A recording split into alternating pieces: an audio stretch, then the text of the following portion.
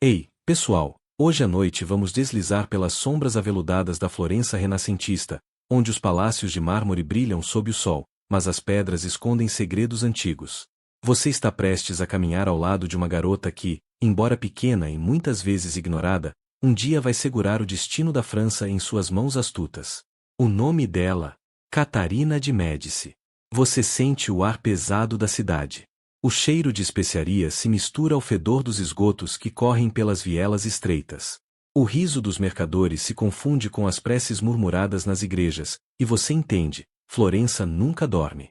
Catarina nasce nesse caldeirão em 1519, filha de uma das famílias mais poderosas da Itália. Mas aqui vai o detalhe cruel: ela perde os pais ainda bebê. Ou seja, já começa a vida no nível de dificuldade mais alto. Criada entre monges e nobres, cresce cercada de luxo, mas também de olhares desconfiados. Ser uma Médici é como carregar um alvo pintado nas costas. Mas antes de se acomodar, aproveite para curtir o vídeo e se inscrever no nosso canal, mas só se você realmente gosta do que eu faço aqui, hein? Vamos lá então viajar e aprender conosco nessa nova história. A infância dela não tem nada de conto de fadas, é feita de intrigas e silêncios. Ela aprende cedo que um sorriso pode esconder uma lâmina e que, às vezes, o silêncio vale mais do que 1000 palavras. Imagine a menina andando pelos corredores de pedra, olhos atentos, gravando cada detalhe, como se o futuro já estivesse sendo escrito nos cantos escuros. E a parte sombria não para aí, revoltas populares contra os Médici explodem. Soldados invadem as ruas, gritos ecoam nas janelas, e Catarina, ainda criança, é escondida em conventos. Já tentou dormir ouvindo o som de espadas batendo e portas sendo arrombadas? Não é exatamente uma canção de ninar. É nesse caos que ela descobre sua primeira arma, a paciência. Enquanto outros entram em pânico, Catarina observa, respira, espera. Essa habilidade vai ser o escudo invisível dela pelo resto da vida. Agora, apague as luzes, talvez ligue um ventilador para aquele zumbido suave de fundo, e vamos juntos deslizar para dentro da jornada de hoje à noite. Você a acompanha pelos corredores úmidos do convento, sente o cheiro de cera das velas queimando e ouve os sussurros das freiras rezando. Catarina não reclama, não chora. Ela absorve tudo. Cada humilhação, cada ameaça, vira aprendizado. Você percebe que o destino dessa garota não será o de uma peça comum no tabuleiro da política, mas o de alguém que aprende a mover as peças em silêncio. Você caminha ao lado dela quando as portas do convento finalmente se abrem, e o mundo lá fora volta a chamar. A jovem Catarina já não é mais apenas uma órfã escondida entre freiras. Ela é uma peça de valor em um jogo de xadrez continental. E, como toda peça rara, todos querem colocá-la em seu tabuleiro. Florença ainda fervilha de tensões. Você sente o cheiro de pão fresco nas praças, mas também o de pólvora vindo dos becos. O poder dos Médici é questionado, mas a linhagem deles ainda tem algo que pode atrair reinos distantes, alianças matrimoniais. Catarina é moeda viva. Imagine a cena, salões iluminados por tochas, nobres discutindo sobre quem será digno de se casar com a herdeira dos Médici. Ela, ainda tão jovem, escuta conversas sobre seu futuro como se fosse apenas um bem a ser negociado. E é exatamente isso. Mas, para você, que está ali ao lado dela, fica claro que Catarina não encara isso como derrota. Ela observa cada palavra, cada gesto, como quem memoriza um jogo secreto. E, quando a oportunidade chega, ela é enviada para a França, destinada a se casar com Henrique, filho do rei Francisco I. O contraste é imediato. Você atravessa junto com ela os corredores do palácio de Fontainebleau. O cheiro da madeira encerada, os vitrais coloridos, os tapetes bordados em tons de ferrugem e azul petróleo. Tudo grita opulência. Mas, ao mesmo tempo, há uma frieza cortante. Catarina é estrangeira, italiana, e os franceses não a recebem com abraços calorosos. Ela percebe os olhares atravessados, os sussurros atrás dos leques de seda. Muitos acham que ela não é digna de um príncipe francês. Você sente essa hostilidade como um vento gelado passando pelo salão.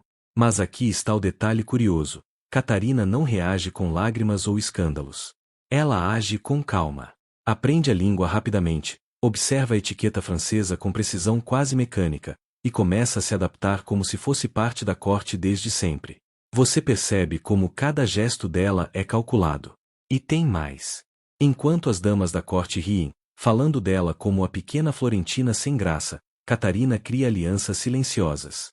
Servos, cozinheiros, até guardas, ela entende que o poder não está apenas nos tronos, mas nos corredores onde os rumores nascem. Agora, um momento irônico. Você sabia que Catarina foi ridicularizada por sua aparência? Muitos diziam que ela era simples demais, sem brilho. É engraçado, porque, no futuro, ela vai ser lembrada como uma das mulheres mais influentes da Europa. Mas, nesse ponto da história, ninguém imagina. A noite cai sobre o palácio, e você a acompanha até os aposentos frios onde ela se deita sozinha. O barulho distante da corte continua ecoando. Catarina fecha os olhos, mas você percebe que sua mente não descansa. Ela está calculando, projetando, pensando. Ela entende, mesmo sem ninguém lhe dizer, que na França ela precisará de mais do que paciência, precisará de astúcia. O jogo dela está apenas começando. Você acorda com ela em um dia que deveria ser de celebração, mas que, na prática, é apenas mais uma peça do tabuleiro. O casamento entre Catarina de Médici e Henrique, filho de Francisco I, acontece com pompa e circunstância. Os sinos ecoam pela cidade, o perfume de flores se mistura ao suor da multidão que lota as ruas para ver a nova princesa italiana. Você a observa atravessando a nave da catedral, vestida em seda pesada tingida de açafrão e azul profundo, bordada com fios de ouro que brilham sob a luz das velas. O contraste é quase cruel. Enquanto o vestido grita riqueza, os olhares que ela recebe ainda tratam como uma intrusa. Henrique, o noivo, está ali, mas distante. Você percebe desde o primeiro instante que ele não está interessado nela. Seu coração pertence a outra, Diane de Poitiers, uma mulher mais velha, sofisticada, que domina o espaço como se fosse a verdadeira rainha. E Catarina sabe disso. Imagine a cena de ironia. A recém-casada, ainda adolescente, é obrigada a sorrir para as multidões enquanto seu marido oferece olhares carinhosos para a amante. Você sente a rigidez nos ombros dela, a forma como os dedos se contraem sob as luvas de seda. Mas aqui está a parte surpreendente. Catarina não explode em ciúmes, não causa escândalos. Ela engole tudo em silêncio.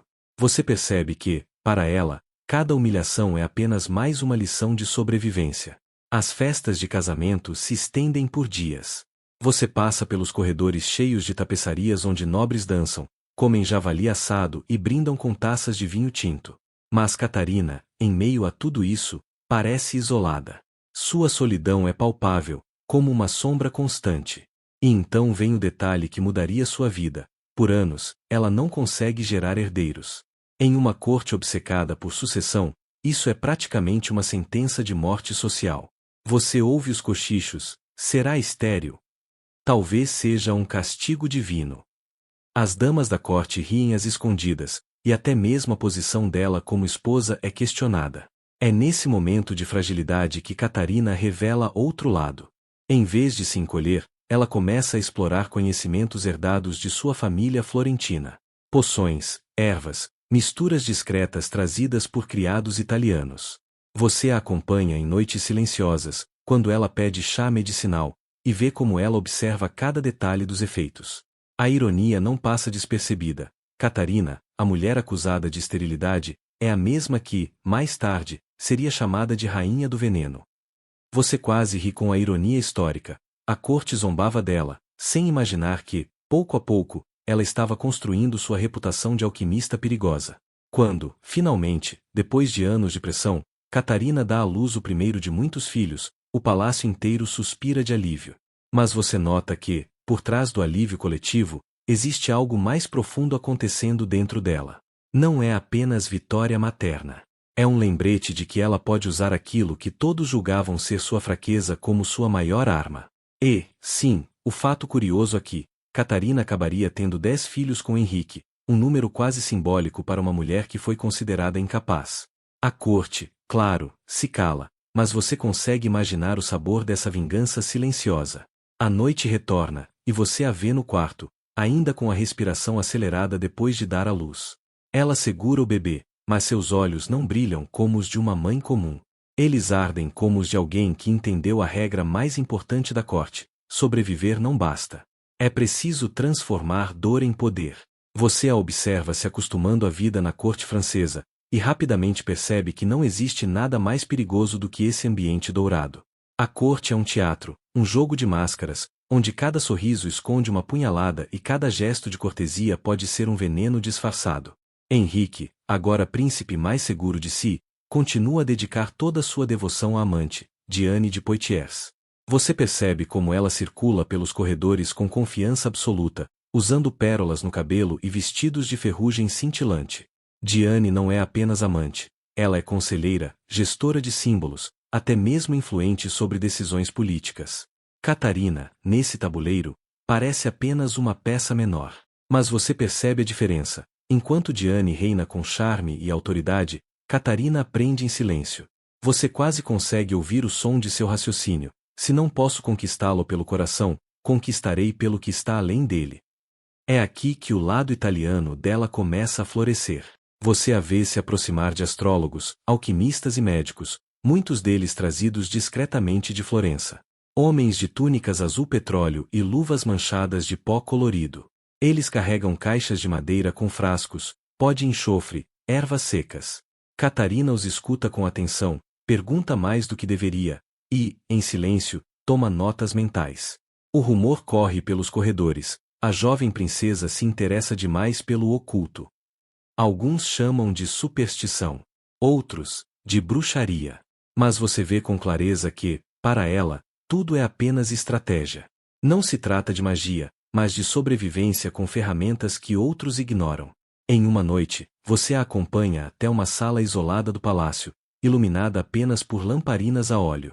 O cheiro de ervas esmagadas e cera derretida enche o ar. Catarina observa atentamente enquanto um astrólogo desenha cartas com símbolos astrais sobre uma mesa de madeira. Ele fala sobre Saturno, sobre presságios de sangue e guerras. Ela não desvia o olhar. E aqui está a ironia que faria você sorrir. Enquanto Henrique busca conselho militar com generais, Catarina busca mapas do céu para compreender os humores da corte. E, de certo modo, ambos estão estudando batalhas, apenas em tabuleiros diferentes. Durante banquetes, você nota como ela se mantém discreta, quase invisível. Enquanto as taças se erguem e o vinho escorre, Catarina observa. Observa quem fala demais, quem bebe em excesso, quem troca olhares suspeitos. Ela é como uma sombra em seda açafrão, anotando mentalmente cada fraqueza alheia. Um detalhe curioso surge nesse período. Catarina é a responsável por popularizar o uso de garfos na França. Até então, muitos ainda usavam apenas as mãos ou facas para comer. Imagine a cena. Ela, firme e calma, colocando o garfo na mesa, observando os nobres franzirem o senho. Alguns zombam, outros resistem, mas, pouco a pouco, o hábito se espalha. Não parece muito, mas mostra como ela introduz mudanças sutis que, em silêncio, moldam o ambiente à sua volta. É nesse mesmo período que surgem os primeiros boatos sobre venenos. Não porque ela os usa, ainda não. Mas porque sua curiosidade em torno de poções, ervas e alquimia desperta desconfiança. Você ouve sussurros de damas da corte. Cuidado com o que bebe na presença da italiana. A corte francesa, obcecada por intrigas, começa a moldar o apelido que mais tarde ficaria para sempre associado a ela, a Rainha do Veneno. Mas você nota algo essencial. Catarina nunca se defende desses rumores. Pelo contrário, ela os aceita em silêncio. E nesse silêncio, o mito cresce. Você quase consegue sentir o sorriso interno dela, entendendo que, em um mundo de traições, ser temida é melhor do que ser ignorada. No final de uma tarde chuvosa, você a vê parada diante de uma janela estreita, observando as águas do Sena correrem pesadas. Atrás dela, Diane de Poitiers ri com Henrique em algum salão. Mas Catarina não parece derrotada. Ela parece paciente. Como quem sabe que o rio leva embora tudo com o tempo. Amantes, rivais, rumores. Tudo. E você entende que o veneno dela não estava apenas em frascos escondidos. Estava no olhar calculista, na espera silenciosa, na certeza de que cada humilhação de hoje seria o combustível do poder de amanhã. Você acompanha Catarina em um momento de virada. Até agora, ela tinha sido a italiana discreta, sempre à sombra da amante do marido. Mas isso começa a mudar com o nascimento de seus filhos. E não foram poucos, 10, no total, dos quais 7 chegaram à vida adulta. Cada parto foi mais do que uma experiência pessoal, foi uma jogada política. Você a observa compreender, entre gritos abafados e o cheiro de óleo de lavanda no quarto, que cada bebê era também um escudo contra o esquecimento. De repente, Catarina já não era apenas a esposa ignorada. Era a mãe dos futuros reis da França. Isso muda tudo. Nas galerias do palácio, as pessoas começam a tratá-la com outra reverência. Os criados a olham com respeito, as damas da corte medem as palavras. Até Diane, com sua confiança absoluta, sabe que agora há algo em Catarina que ela não pode apagar: a maternidade real. Você nota como Catarina transforma a maternidade em poder. Durante as festas, quando o vinho transborda e as conversas ficam altas, ela sempre se certifica de que seus filhos apareçam no momento certo. Pequeninos vestidos em seda açafrão e azul petróleo, correndo entre os nobres. É quase uma estratégia de marketing. Cada sorriso infantil é um lembrete de que o futuro pertence a ela. E é aí que entra a parte mais intrigante. Catarina não apenas cria os filhos, ela os molda como peças de um tabuleiro. Você observa como ela instrui professores italianos, monges franceses, até alquimistas que ensinam astronomia aos jovens príncipes. Ela não quer apenas crianças educadas. Quer estrategistas. Em paralelo, sua curiosidade pelas artes ocultas continua. Você a vê consultar Nostradamus, que entra discretamente na corte com suas previsões envoltas em enigmas. Imagine a cena: ele, de barba grisalha e olhos sombrios, sentado diante dela, murmurando versos que parecem poesia. Catarina escuta em silêncio, absorvendo cada palavra como se fossem mapas secretos do futuro. Alguns dizem que foi ele quem previu a morte de Henrique em um torneio, detalhe que deixaria qualquer esposa apreensiva. Você sente o peso desse conhecimento pairando no ar, como se o destino fosse apenas mais uma jogada em suas mãos. Ao mesmo tempo, você observa o lado humano. Catarina sente medo. Sim, ela tem poder, mas também enfrenta perdas. Alguns de seus filhos morrem ainda crianças. Você a vê segurando o corpo pequeno de uma filha, envolta em linho branco, o rosto dela escondendo lágrimas diante dos criados. Por trás da frieza calculada, há dor. E é essa dor que você percebe transformar-se em determinação. Cada perda é um lembrete cruel de que nada é garantido, de que o poder deve ser defendido com unhas afiadas. E aqui vai um detalhe que faz você sorrir pelo absurdo. Catarina introduziu o hábito de mulheres da corte usarem roupas pretas de luto como moda. Isso soa sombrio, mas também elegante. Enquanto as damas francesas preferiam cores vibrantes, ela desfilava em preto profundo, transformando dor em estilo. De repente, o luto se tornava tendência, e um lembrete constante de sua força. Você também percebe como ela começa a manipular melhor as alianças políticas. Festas, jantares, caçadas, nada é casual. Cada encontro é um tabuleiro onde ela observa quem se aproxima dos filhos, quem tenta minar sua posição, quem ri alto demais quando o nome de Diane de Poitiers é mencionado. Os rumores sobre veneno continuam crescendo. A cada morte súbita de um inimigo político, olhares recaem sobre ela. Mas você nota, muitas vezes Catarina não precisa mover um dedo. O simples fato de existir o mito já funciona como arma. Quando alguém hesita em beber vinho diante dela, você quase consegue ouvir sua risada silenciosa. É como se ela dissesse: eu não preciso tocar em nada, vocês já fazem o trabalho por mim. Em uma noite fria, você a vê observando os filhos dormirem em um quarto amplo, iluminado por velas.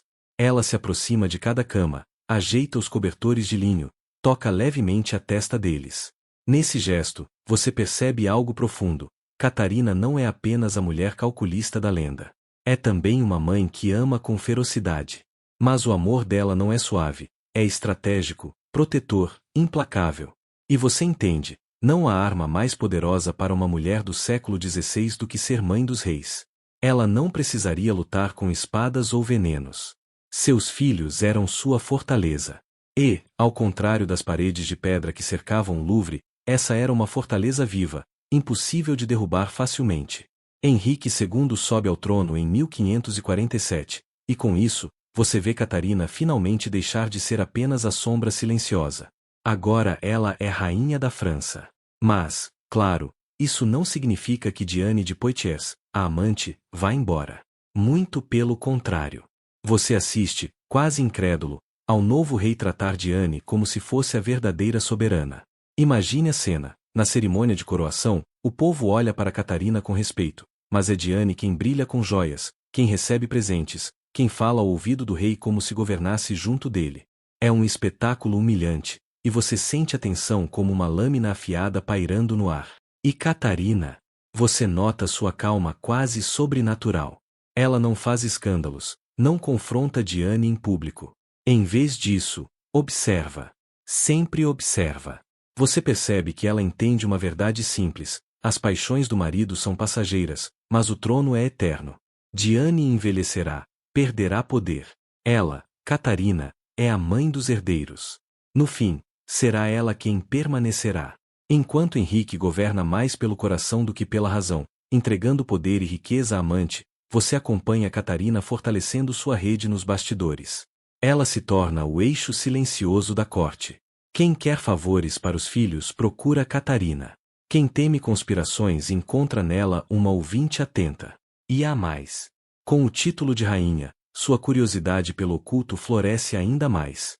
Você a vê cercada de astrólogos, adivinhos e médicos. Nostradamus continua frequentando o palácio, e seus versos enigmáticos se espalham pelos corredores. O leão jovem vencerá o velho, em combate singular, em campo de batalha. Catarina ouve e não esquece. Essa predição ecoará anos depois, como um fantasma que se cumpre diante dos olhos dela. Enquanto isso, você percebe que Catarina começa a moldar também a imagem da monarquia. Inspirada pela pompa italiana, ela introduz banquetes com cenários elaborados, fogos de artifício e desfiles que transformam Paris em um palco teatral. O povo vê a França como nunca antes, grandiosa, vibrante, quase mágica. E por trás de cada detalhe, há Catarina. Mas não se engane, os anos de rainha não foram feitos apenas de festas. Havia fome, dívidas e crises religiosas se aproximando. A reforma protestante ameaçava dividir o reino. Você observa Catarina ouvir relatos de cidades incendiadas por conflitos entre católicos e huguenotes, e entende que ela começa a prever o caos que viria a dominar sua regência anos depois. No entanto, sua luta mais íntima ainda era Diane. Henrique entregava à amante não apenas riquezas, mas também símbolos de poder. O castelo de Chenonceau, por exemplo. Você imagina o choque silencioso de Catarina ao ver o presente dado ao rival, um dos palácios mais belos da França, erguido sobre o rio Cher como se flutuasse. Ainda assim, ela não reage publicamente. Apenas espera. E a espera se mostra sábia. Porque o destino, como sempre, não falha em girar a roda. Você acompanha o fatídico torneio de 1559. Um dia festivo em Paris, lanças tilintando, bandeiras tremulando, o povo reunido para ver o rei mostrar sua força. Henrique insiste em participar das justas, apesar dos avisos, apesar dos presságios. Você o observa entrar na arena com a segurança de um guerreiro experiente, mas no fundo, você sabe, há algo errado, quase inevitável. O choque acontece em segundos.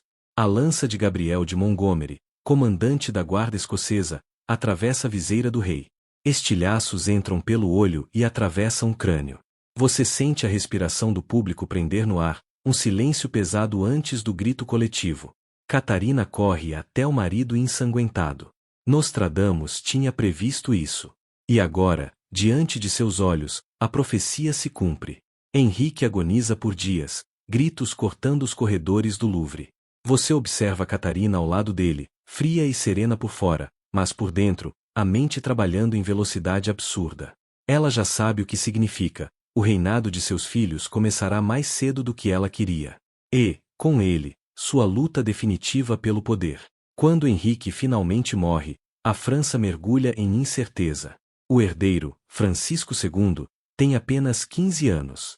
E você percebe, agora, nada mais se interpõe entre Catarina e o papel que esperava ocupar. Diane de Poitiers é imediatamente afastada, banida da corte. O jogo muda de mãos.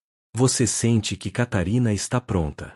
Por trás da dor, há uma clareza absoluta. O trono da França, enfim, pertence a ela.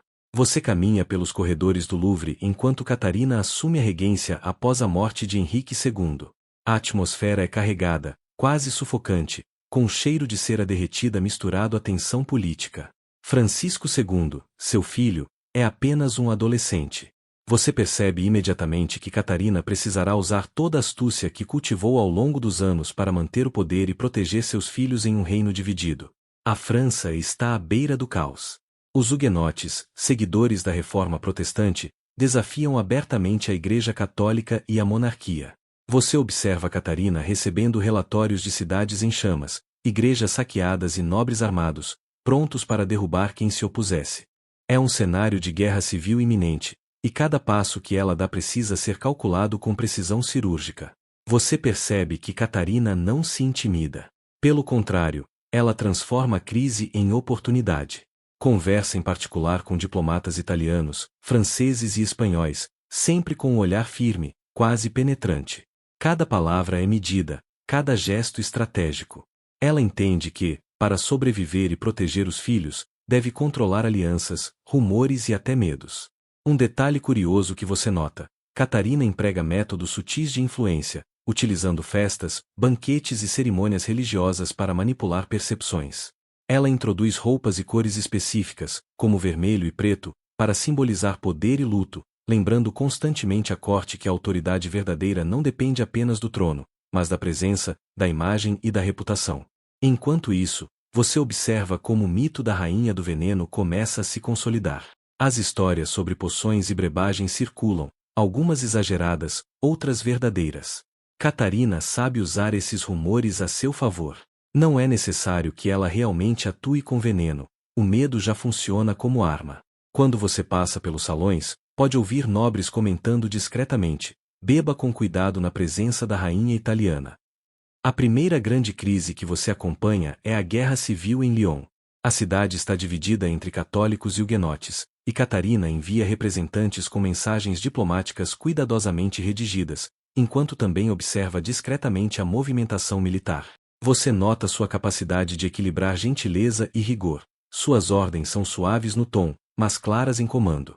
É impressionante como alguém tão jovem consegue manejar forças que teriam esmagado governantes mais velhos e experientes.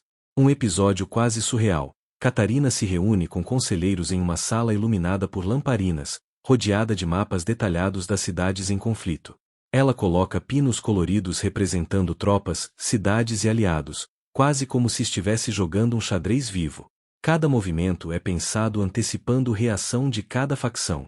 Você entende que, para ela, guerra e diplomacia são parte de um mesmo tabuleiro estratégico. Enquanto os meses passam, Catarina consegue manter a estabilidade temporária no reino. Pequenas vitórias, acordos e truques de bastidores começam a dar frutos. Mas você percebe que a tensão nunca desaparece totalmente. Cada festa, cada banquete, é permeada por suspeitas, alianças quebradas e intrigas escondidas sob o véu de sorrisos elegantes. Você também testemunha o lado humano da rainha. Ela sente medo, sim, mas o disfarça com maestria. À noite, quando as lamparinas se apagam, você a vê sozinha em seu quarto, revisando cartas, analisando notícias e escrevendo instruções secretas para aliados fiéis. Há momentos em que ela permite que a dor de mãe aflore, lembrando dos filhos que precisam de proteção, mas rapidamente a transforma em foco e determinação. E, claro, há ironias que só você consegue perceber. Enquanto a corte a chama de cruel, Catarina frequentemente demonstra atos silenciosos de misericórdia, protegendo inocentes, garantindo que famílias sejam poupadas de massacres. O mito de rainha do veneno cresce, mas a realidade é mais complexa. Ela é uma rainha que entende que, para governar, é necessário usar tanto o medo quanto a compaixão de maneira estratégica. No final do dia, você caminha com ela pelos jardins do Louvre, observando o reflexo da lua sobre as fontes. Catarina olha para o horizonte, seus pensamentos já no próximo movimento político. Você percebe que, apesar de todo o sangue e intrigas, há uma beleza fria na forma como ela governa, elegante, calculista e, acima de tudo, implacável quando necessário. Você observa Catarina mais próxima do que nunca da essência da corte francesa, onde cada sorriso pode esconder uma punhalada e cada gesto de cortesia esconde uma armadilha. Agora, como regente, ela precisa enfrentar intrigas complexas que envolvem famílias nobres, diplomatas estrangeiros e até aliados próximos. Cada decisão é um jogo de equilíbrio entre poder, medo e sobrevivência. Os boatos sobre envenenamentos circulam com rapidez impressionante. Você sente a tensão no ar. Em uma mesma sala, Nobres se cumprimentam e sussurram sobre poções secretas da italiana. Algumas histórias são exageradas, outras verdadeiras. Catarina percebe o potencial desses rumores. Você a acompanha em festas e banquetes, observando como ela deixa a simples suspeita agir como arma. Quem ousa desafiá-la hesita, sem necessidade de ação direta. Enquanto isso, a guerra religiosa se intensifica. Huguenotes e católicos entram em conflito aberto em diversas cidades. Você a vê despachar emissários, redigir mensagens com palavras cuidadosamente escolhidas, e ainda encontrar tempo para monitorar as atividades da corte. Em uma reunião tensa, Catarina manipula aliados e inimigos, garantindo que os huguenotes não tomem Lyon. Você percebe que ela compreende algo que poucos na França entenderam: governar é uma questão de antecipar movimentos e controlar percepções. Em uma cena quase cinematográfica, você a acompanha até a sala de mapas do Louvre, onde ela estuda posições de tropas e rotas de suprimentos. Ela usa pinos coloridos, fitas e cordas para marcar territórios e alianças. Cada detalhe é planejado com precisão obsessiva. Você percebe que, para Catarina, estratégia militar e política são inseparáveis. Ela entende que cada escolha errada poderia significar a morte de aliados, a perda de influência ou até o fim da própria vida. Um momento intrigante acontece quando um mensageiro traz notícias de um nobre que supostamente tramava contra ela. Catarina não reage de forma impensada. Em vez disso, você vê seu olhar frio avaliando o homem, estudando suas ações e sorrisos falsos, e tomando nota mental de cada fraqueza.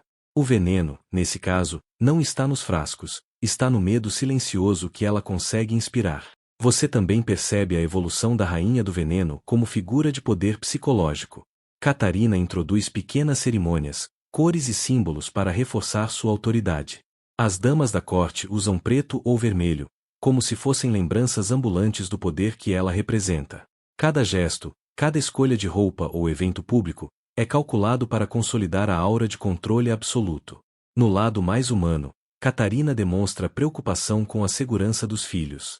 Você a observa cuidar de cada detalhe, desde a educação até a proteção física. Ela supervisiona guardas, instrui tutores e mantém canais discretos de comunicação, garantindo que os jovens príncipes não sejam manipulados ou vítimas das facções em guerra. E, ainda assim, há momentos de sutileza e ironia que você nota. Enquanto a corte sussurra sobre venenos e maldições, Catarina frequentemente salva aliados de armadilhas, protege vidas inocentes e equilibra seu temor com compaixão estratégica.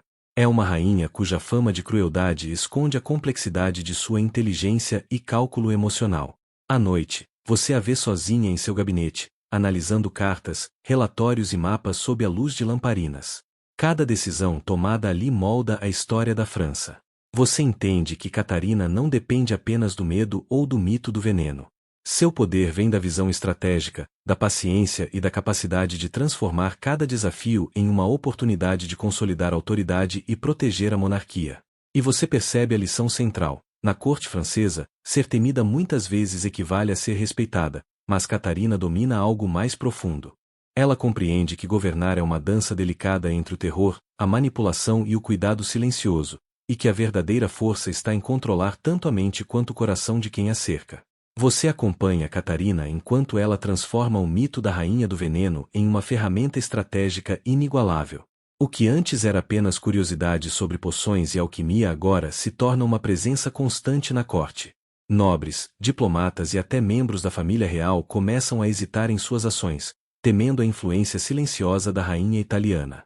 Você observa uma cena intrigante em um banquete luxuoso no Louvre. A rainha caminha lentamente entre as mesas, ajustando discretamente a disposição dos lugares. Nobres que discutiam alianças e traições agora se olham com cautela, lembrando das histórias sobre a italiana mortal. Não é preciso que ela toque em uma única taça, a simples possibilidade já muda comportamentos. Você sente a tensão no ar, quase como se cada suspiro pudesse se tornar uma arma invisível. Enquanto isso, Catarina continua a fortalecer os filhos, preparando-os para assumir papéis importantes na França. Francisco II, Charles IX e Henrique III recebem tutores que equilibram disciplina, erudição e estratégias políticas. Você nota como Catarina supervisiona cada detalhe, desde a escolha de livros até as interações com nobres influentes, garantindo que cada filho se torne não apenas herdeiro, mas também jogador habilidoso nesse jogo mortal de intrigas. Você testemunha a primeira aplicação prática do mito de veneno. Um nobre que se mostrou opositor silencioso à política de Catarina é discretamente afastado da corte. Não há escândalos, apenas um sumiço estratégico, acompanhado de rumores suficientes para reforçar a aura de poder da rainha. Você entende que a verdadeira arma dela não está nas mãos, mas na mente de quem teme a possibilidade de ação. Em paralelo, Catarina mantém um contato constante com alquimistas e boticários. Frascos com líquidos escuros, ervas cuidadosamente trituradas e cristais de cores profundas são manuseados com atenção. Você quase sente o cheiro de mirra e açafrão enquanto ela observa anotações, mistura substâncias e faz experiências discretas. É evidente que, para ela, cada fórmula tem mais de simbolismo e aviso do que de veneno real, embora ninguém na corte saiba disso. Um momento que você não esquece. Ela recebe um mensageiro com notícias de um ataque protestante em uma cidade próxima. Sem perder a compostura, Catarina lê as cartas, analisa mapas e organiza respostas diplomáticas e militares. Você percebe que a fama de rainha do veneno se mistura perfeitamente com a autoridade prática. Todos observam, todos escutam, todos temem desagradar. Você também percebe pequenas ironias. Enquanto a corte a chama de cruel, Catarina protege aliados leais, poupa inocentes e mantém a ordem nos bastidores. O mito da rainha mortal se torna um escudo que ela manipula para fins políticos. Ela sabe que o medo, combinado com estratégia e inteligência, é mais poderoso do que qualquer lâmina ou frasco. Durante as festas, você percebe como ela usa simbolismo e comportamento para reforçar o mito. O vermelho em vestidos, o preto em acessórios e a colocação estratégica de nobres nas mesas criam um ambiente onde a percepção de poder é tão importante quanto o poder em si. Cada gesto é calculado, cada sorriso é uma ferramenta, e cada olhar, uma mensagem silenciosa. Enquanto a noite avança, você vê Catarina sozinha em seu gabinete, escrevendo instruções detalhadas e revisando relatórios de aliados e inimigos. É nesse silêncio que a verdadeira força dela se revela. Uma rainha que domina tanto a psicologia quanto a política, que transforma medo em ferramenta e estratégia em arte. E você entende, de forma clara, o mito de veneno não é apenas sobre química. É sobre controle, percepção e antecipação. Catarina compreendeu que, em uma corte onde cada ação tem consequências mortais, a mente bem treinada e o medo cuidadosamente cultivado podem ser armas mais eficazes do que qualquer espada. Você segue Catarina enquanto ela observa seus filhos assumirem cada vez mais papéis de destaque na corte francesa. Francisco II, ainda jovem e inexperiente, é rapidamente moldado pelos conselheiros escolhidos pela mãe. Charles IX e Henrique III também recebem atenção cuidadosa, cada passo, cada palavra, cuidadosamente supervisionados. Catarina entende que a sobrevivência da dinastia depende da formação estratégica de cada herdeiro, e você percebe a intensidade de seu planejamento. O cenário político continua instável. A tensão entre católicos e huguenotes se intensifica, e você sente que cada cidade, cada vila, é um tabuleiro de xadrez vivo. Catarina supervisiona mensagens, movimentos de tropas e alianças com precisão cirúrgica. Em uma reunião com conselheiros, ela aponta cada erro de cálculo e sugere ajustes antes mesmo de alguém pensar em propor soluções.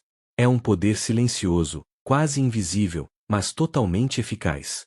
Enquanto isso, o mito do veneno continua a circular. Você acompanha Catarina em banquetes onde nobres se observam, cada um calculando a possibilidade de que a rainha italiana possa interferir de maneira letal. Ela sorri levemente, ajustando o decoro de sua presença, sabendo que a simples suspeita já muda comportamentos. O medo é agora uma ferramenta de controle social e político, algo que ela manipula com maestria. Você também nota momentos de humanidade. Catarina se preocupa com a segurança de aliados leais e garante que aqueles sob sua proteção sejam poupados de intrigas e armadilhas. Ela demonstra que, apesar da fama de cruel, a rainha sabe equilibrar rigor e misericórdia, escolhendo cuidadosamente quando o medo deve prevalecer e quando a compaixão pode reforçar alianças. Um detalhe curioso: Catarina organiza eventos onde as crianças reais interagem com nobres e visitantes estrangeiros, transformando a educação em demonstração de poder e estabilidade. Você observa cada gesto planejado, cada sorriso ensaiado, cada interação cuidadosamente cronometrada para consolidar a imagem de uma monarquia forte e bem estruturada. Enquanto a guerra civil eclode em diferentes regiões da França, Catarina mantém correspondência constante com aliados estrangeiros, negociando tratados e acordos que fortalecem a posição de seus filhos.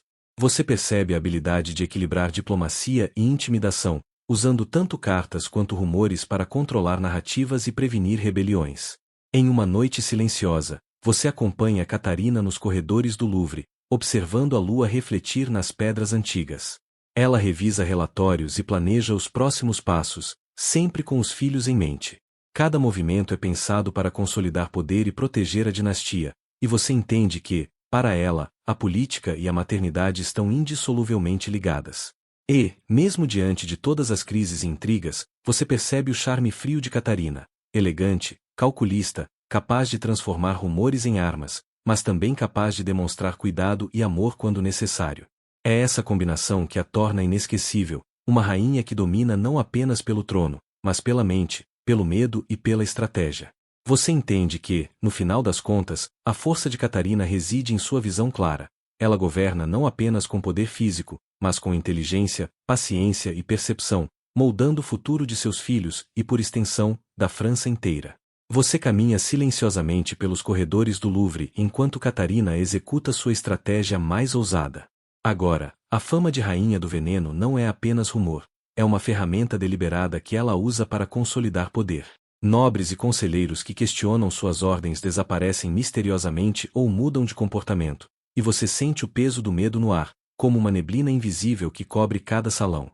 Em uma manhã fria, você a observa preparar uma reunião com influentes famílias católicas. Catarina está calma, quase serena, enquanto lê cartas e revisa listas de aliados e inimigos. Cada detalhe é calculado. Ela decide quem será chamado, quem ficará de fora e quem receberá pequenos favores para garantir lealdade. Você percebe que nada é aleatório, tudo serve ao seu objetivo de manter o controle sobre a França dividida. O mito do veneno agora funciona como política de Estado.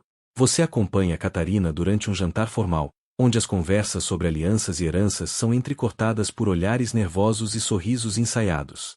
Ela não precisa agir fisicamente, o simples temor de que poderia agir já muda decisões, acalma traições e reforça sua autoridade. É um jogo psicológico que você observa fascinado. Enquanto isso, os filhos de Catarina se tornam peça-chave em sua estratégia. Francisco II, embora jovem, começa a representar o trono em público, sob a vigilância constante da mãe. Charles IX e Henrique III são instruídos em diplomacia e guerra, mas também em como interpretar intrigas e medir o medo. Você percebe que Catarina entende que educar seus filhos é garantir que seu legado sobreviva ao tempo e às crises. Em uma cena quase cinematográfica, Catarina recebe notícias de um complô contra ela e seus filhos. Em vez de agir precipitadamente, ela usa sua fama como veneno psicológico. Mensageiros são enviados com ameaças veladas, cartas anônimas circulam entre os conspiradores, e rumores de punições terríveis se espalham. Você sente a tensão aumentar. Os inimigos não ousam mover uma mão. A rainha já venceu sem levantar um dedo. Você também observa o lado mais humano de Catarina. Em meio a intrigas e estratégias frias, ela protege aliados leais e inocentes, garantindo que o equilíbrio do reino não se transforme em caos completo. É um ato de liderança inteligente e calculada, misturar medo com cuidado para manter ordem e lealdade. Em outra noite, sozinha em seu gabinete, você a vê revisando mapas de cidades em conflito e cartas de diplomatas estrangeiros.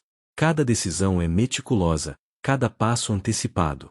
Catarina compreende que a sobrevivência política exige previsão e controle emocional, e que a imagem de crueldade é tão poderosa quanto a ação real. A ironia é quase palpável. Enquanto a corte a chama de cruel, você percebe que seu verdadeiro poder vem de estratégia, paciência e percepção aguçada. Catarina manipula medos, rumores e expectativas, e você entende que, na França dividida do século XVI, essa combinação é mais letal que qualquer veneno. E, no silêncio da noite, quando o palácio adormece, você percebe que a força de Catarina é multifacetada: mãe, estrategista, diplomata e mestre da percepção.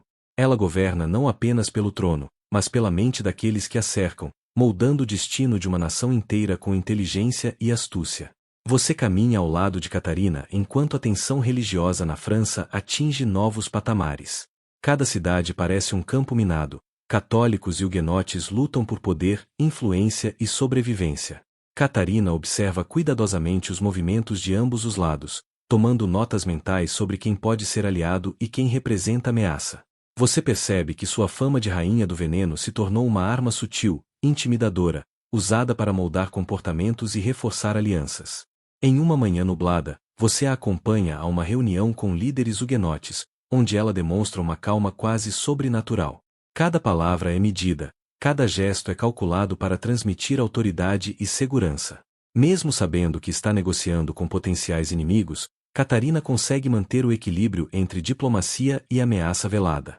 Você percebe que ela entende que a percepção de poder pode ser mais eficaz do que o poder real. Enquanto isso, os filhos de Catarina continuam a crescer sob sua vigilância constante. Francisco II começa a se engajar em assuntos de Estado, sempre guiado pelos ensinamentos estratégicos da mãe.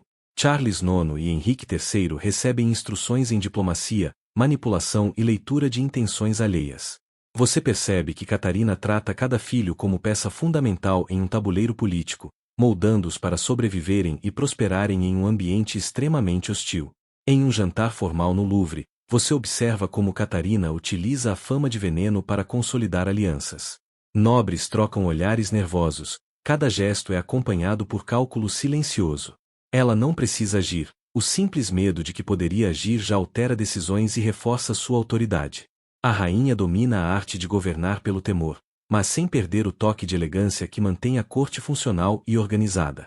Um detalhe fascinante: Catarina emprega simbolismo e ritual para reforçar sua imagem. Ela escolhe cuidadosamente cores, flores e decorações, sabendo que cada elemento comunica poder e presença. Você nota que cada movimento, cada escolha estética, serve para lembrar aos presentes quem realmente detém o controle da situação. É uma mistura de teatro, psicologia e estratégia política. Em meio a intrigas religiosas, Catarina também protege aliados leais e inocentes. Você percebe que seu senso de justiça seletiva é, na verdade, um cálculo estratégico. Ela mantém a ordem e evita que crises internas se tornem desastres irreversíveis. O equilíbrio entre compaixão e rigor faz dela uma líder complexa, capaz de inspirar medo e respeito simultaneamente. Enquanto a noite cai sobre o Louvre, você observa Catarina sozinha em seu gabinete, revisando correspondências, relatórios e mapas de territórios conflagrados. Cada decisão tomada ali tem impacto direto sobre vidas, cidades e famílias inteiras. Você sente a pressão que recai sobre ela, mas também admira a habilidade com que transforma desafios em oportunidades. E, à medida que os meses passam, você percebe que Catarina não depende apenas de rumores ou da fama de veneno. Sua verdadeira força está na antecipação, na leitura das intenções alheias e na capacidade de manipular tanto aliados quanto adversários. Ela governa com inteligência, paciência e percepção, moldando o destino da França enquanto mantém sua família protegida e seu poder inabalável. Você acompanha Catarina enquanto ela fortalece sua posição na corte francesa, implementando medidas que mesclam inteligência, estratégia e um toque de teatralidade. Cada passo é planejado para consolidar o poder de sua família e reforçar a influência da monarquia em um reino dividido. Você percebe que, para ela, governar não é apenas uma questão de decreto, mas de manipulação sutil de percepções e expectativas.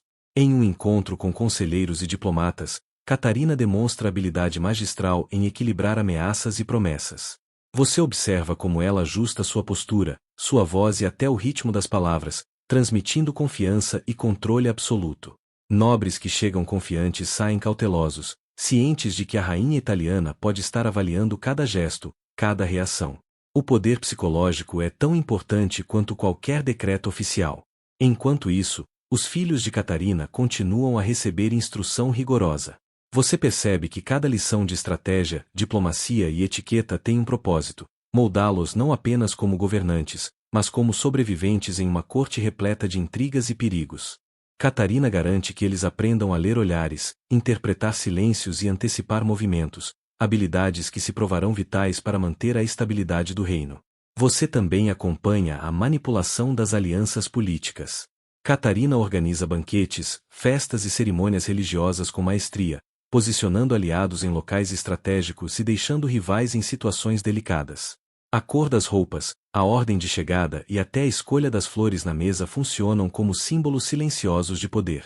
Cada detalhe é cuidadosamente calculado para reforçar a autoridade da rainha e a lealdade de quem a rodeia. Em paralelo, Catarina supervisiona correspondências diplomáticas e mensagens secretas. Você sente a tensão enquanto ela decide quais informações devem ser compartilhadas e quais devem permanecer ocultas. Cada decisão impacta diretamente as relações internacionais, a estabilidade interna e, claro, a reputação de sua família. O equilíbrio entre transparência e sigilo é delicado, mas a rainha domina essa arte com precisão impressionante. Um episódio marcante que você testemunha envolve a gestão de rumores e desinformação. Catarina percebe que a percepção do perigo muitas vezes é mais poderosa que o perigo real. Ela deixa circular discretamente histórias sobre traições e possíveis envenenamentos, garantindo que inimigos em potencial hesitem antes de agir. Você entende que a força da rainha não reside apenas em suas ações diretas, mas na capacidade de manipular o medo e a expectativa. Enquanto a noite cai sobre o Louvre, você vê Catarina revisando mapas, listas de aliados e relatórios sobre conflitos regionais. Ela planeja movimentos futuros com atenção meticulosa, antecipando não apenas as ações de inimigos, mas também as reações de aliados e familiares. Cada escolha é estratégica, cada passo pensado para consolidar poder e proteger sua dinastia. E você percebe, com admiração silenciosa, que a verdadeira força de Catarina não é apenas política ou militar.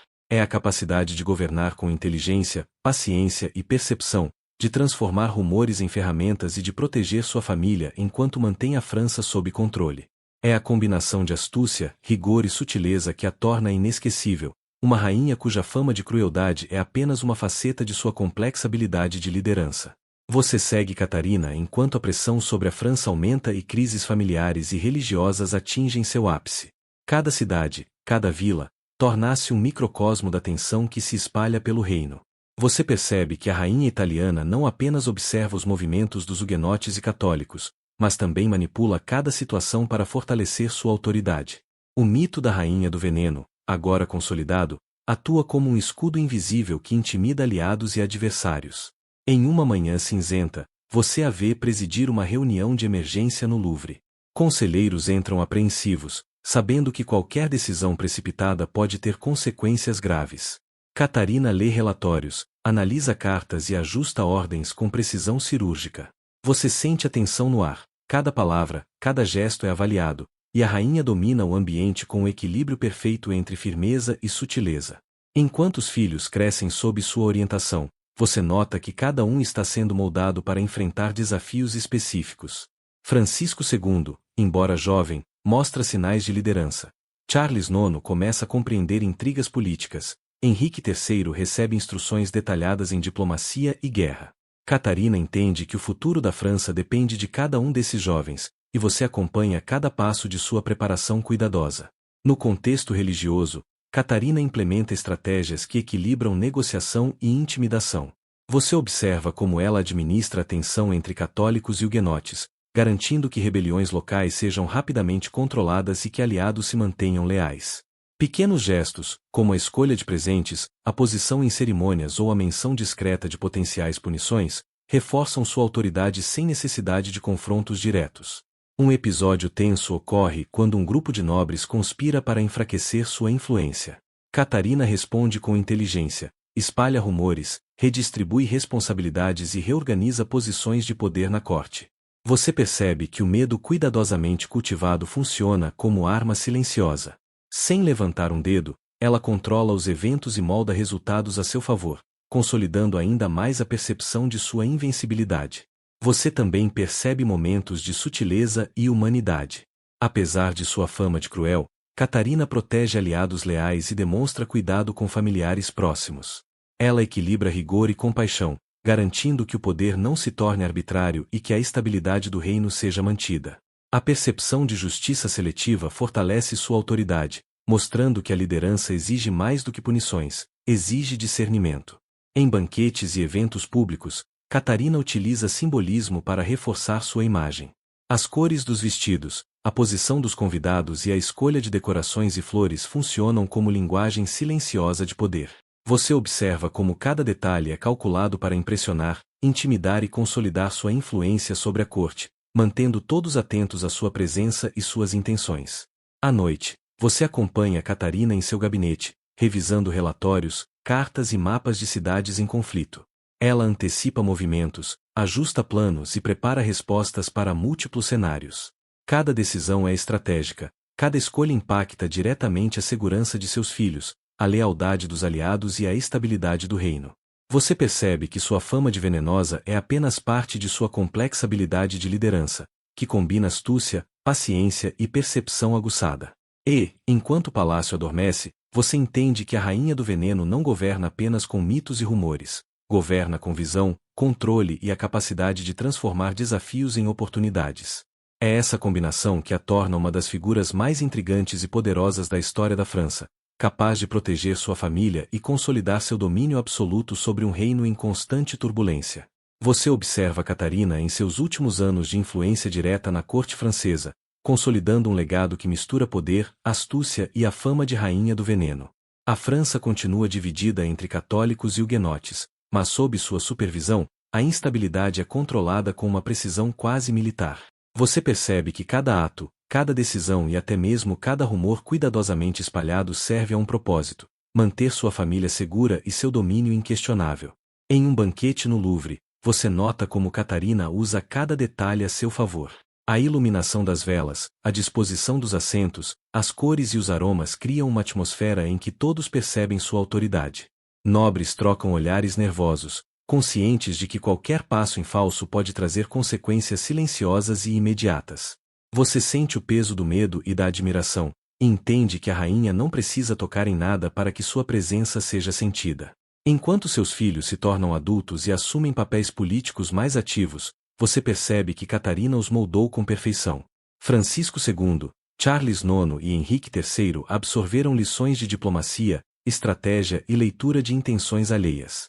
Cada um deles agora possui ferramentas para sobreviver em um ambiente de intrigas e traições, e você compreende que o verdadeiro legado da rainha é a habilidade de formar sucessores que combinem inteligência, cautela e visão estratégica.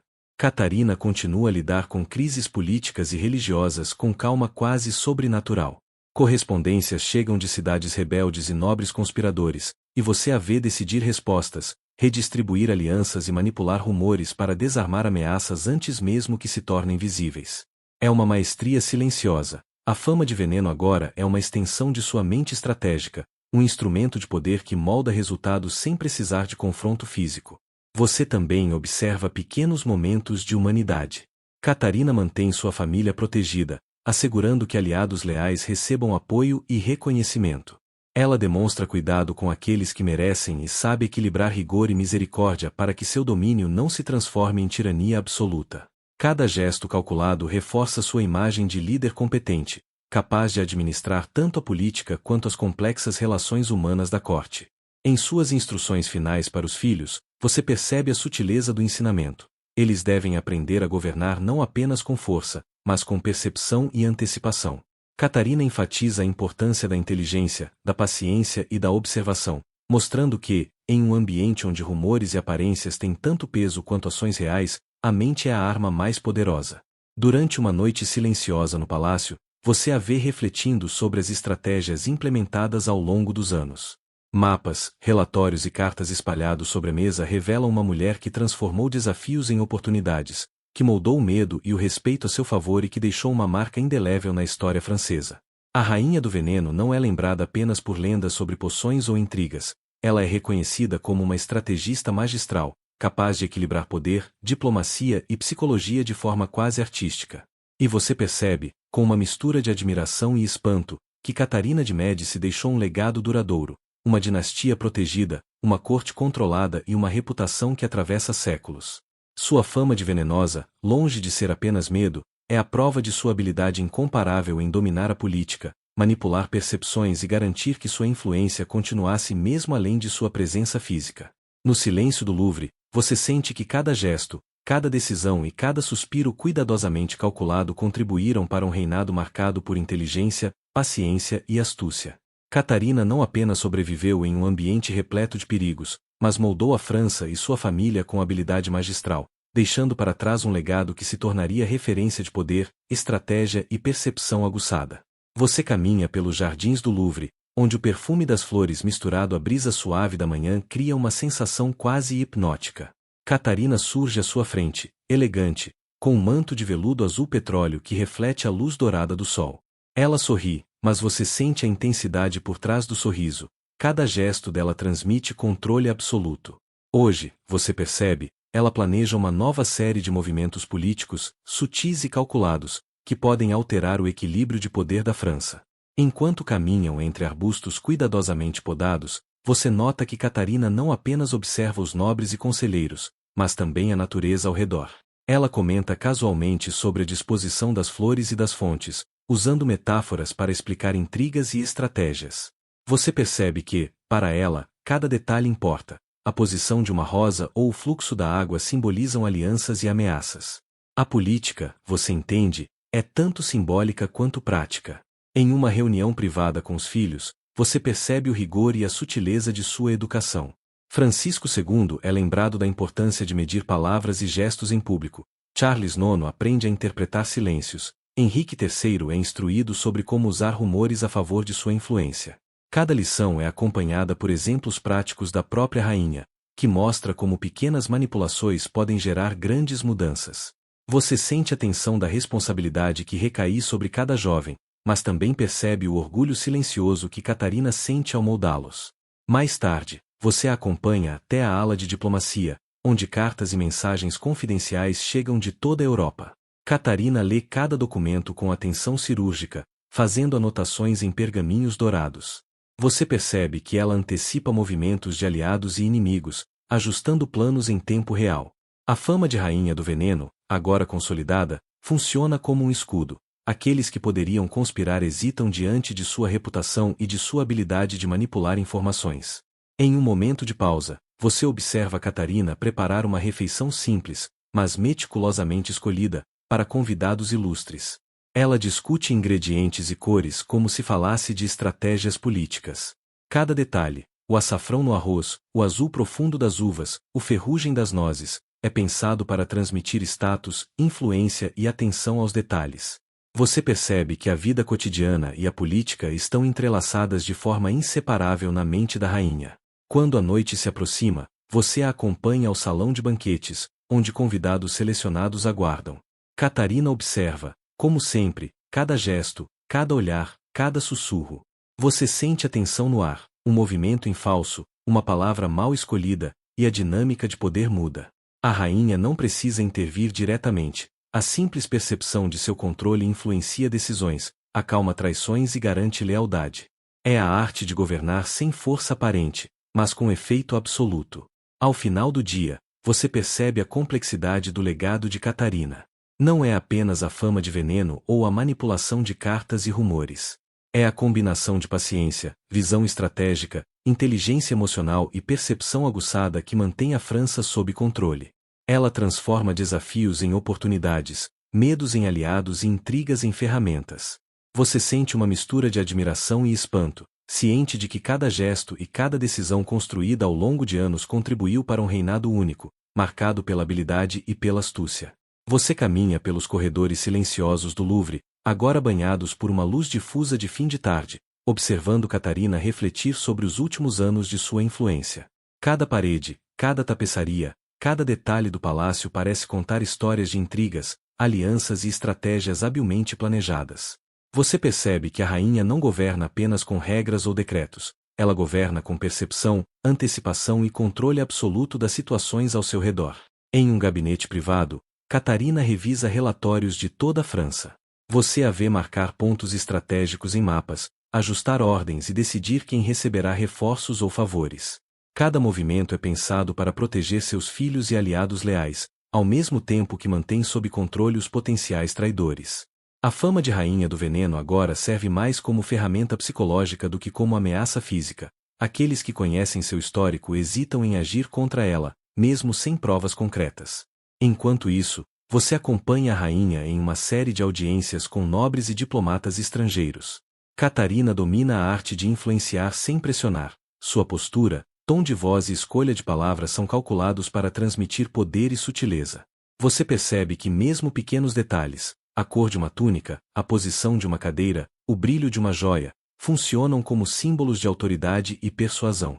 Cada interação fortalece sua posição e molda a percepção de todos sobre quem realmente controla a corte francesa. Mais tarde, Em uma caminhada pelos jardins iluminados pela lua, Catarina compartilha pensamentos com seus filhos. Você percebe a delicadeza e precisão de cada conselho. Eles devem aprender a combinar força e inteligência, paciência e antecipação. A rainha enfatiza que o verdadeiro poder está em prever movimentos, interpretar intenções e manter aliados próximos. Você sente a seriedade dessa instrução, entendendo que é o ápice de uma educação política que começou anos antes, cuidadosamente moldada. Em um evento público, você observa Catarina consolidar alianças silenciosamente. Ela distribui favores, observa reações e permite que rumores estratégicos se espalhem, reforçando sua autoridade sem ação direta. Cada gesto é um lembrete de que o poder da rainha não depende de violência ou coerção explícita, mas da combinação de astúcia, percepção e manipulação habilidosa do ambiente. Você sente a tensão silenciosa que permeia cada sala, cada reunião, cada banquete. A corte inteira sabe, mesmo sem provas, que Catarina vê e entende muito mais do que aparenta. À medida que a noite avança, você acompanha a rainha em sua reflexão final sobre a própria trajetória. Ela observa o legado construído, filhos preparados, aliados protegidos e a França mantida sob controle. Você percebe que a fama de venenosa, embora amplamente divulgada, é apenas parte de uma estratégia maior. Catarina domina a política, a psicologia e a percepção social, transformando desafios em oportunidades e medos em instrumentos de poder. No silêncio do Louvre, você sente a força silenciosa da rainha, que, mesmo ao final de seus anos de influência direta, deixa uma marca indelével na corte francesa. Cada movimento estratégico, cada gesto calculado e cada decisão tomada contribuem para a história de uma mulher que governou não apenas com autoridade, mas com inteligência, paciência e visão incomparáveis. Catarina de Médici permanece como exemplo de liderança complexa, astuta e duradoura, lembrada não apenas pela fama de veneno, mas pelo impacto profundo que teve na política e na dinastia francesa. Agora que você acompanhou cada passo de Catarina de Médici, é hora de relaxar. Respire fundo, sinta o ar preencher seus pulmões e solte lentamente, deixando que o ritmo da sua respiração se torne tão suave quanto deslizar de velas acesas pelo Louvre à noite. Imagine-se caminhando pelos corredores silenciosos do palácio, o chão de pedra frio sob seus pés, as tapeçarias e candelabros refletindo uma luz dourada suave. Sinta o conforto da segurança, mesmo em um ambiente que outrora foi palco de intrigas e tensões.